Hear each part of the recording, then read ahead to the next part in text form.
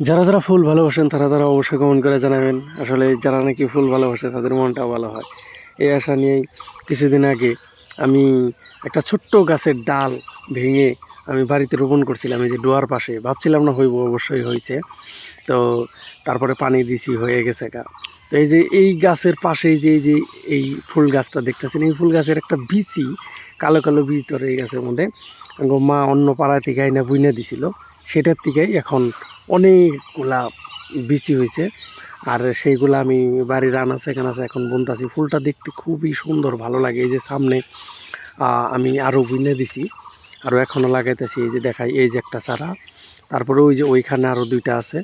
তো এই যে এইটা অনেক সুন্দর আছিল, কিন্তু এই ডালগুলো ভেঙে ফেলাইছে। তার মানে রিসেন্টলি 4টা মুরগির বাচ্চা কিনা হয়েছে। সেই 4টা মুরগির বাচ্চা এই যে এই যে এই যে এই যে এইগুলাই, এই 4টা মুরগির বাচ্চা ওই দিনকে হকারের কাছ থেকে কিনা রাখা হয়েছে। এই যে, তো এই মুরগির বাচ্চাগুনে ওই গাছগুলারে কী করে, মানে ভাঙে ভাঙে ফেলে দেয়। তো তারপরে এটা হইতেছে আঙ্গো বাড়ির আম গাছ, যেটা আমি নিজ হাতে লাগাইছিলাম। তো আমটা খুবই মিষ্টি এবং বড় বড় হয়, কিন্তু কি মানে কাঁচা খাইলে বেশি ভালো লাগে।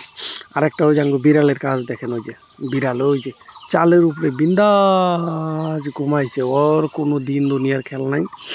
তো এরকম করে ঘুম পাড়ে। আঙ্গো তো অনেক বিড়াল থাকে, কুকুর আছে। তো যাই হোক, এটাই হইতেছে গরিবের বাড়ি। ভিডিওটি ভালো লাগলে অবশ্যই শেয়ার করবেন।